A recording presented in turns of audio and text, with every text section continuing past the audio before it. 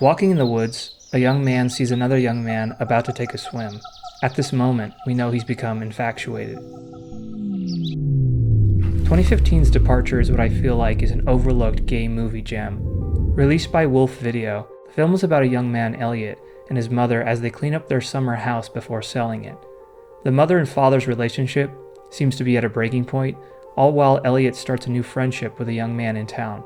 The film goes about juggling all these three characters and their inner turmoil. I've read that some people compare this to Call Me By Your Name, and while I totally see the spirit of the similarity, the two films are very different tonally. Without spoiling much, they do share a similar scene involving a piece of food, but other than that, they aren't really the same. Well, there is a standout scene that takes place at a lake that is really well made, and it did remind me of Call Me By Your Name, in the sense of this leap of faith action that one of the characters takes. Like, we don't know what the outcome will be after they do it. But where Call Me By Your Name is partly about the excitement and the possibility of new love, Departure has this relentless, somber tone from beginning to end that never lets up.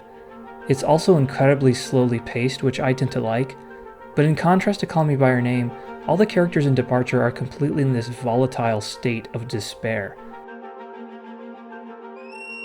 There really is no optimism here. And that's not a criticism of the movie, but a clear observation of what this actually is. A raw depiction of people trying to get through a really adverse time in their life.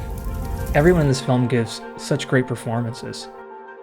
There's a great standout performance from Juliet Stevenson, who has such an incredible facial control in her performance that keys you in visually and articulates the character's deep, disturbed emotional state.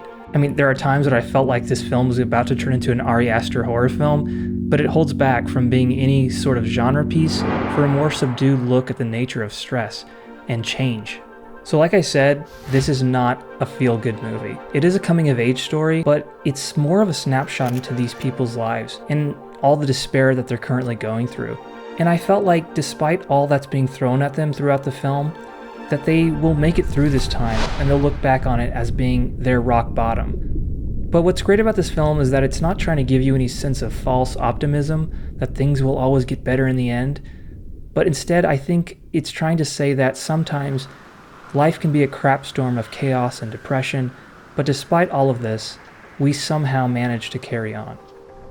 I think that's a beautiful idea, and if that sounds like something you like, I think you will enjoy Departure.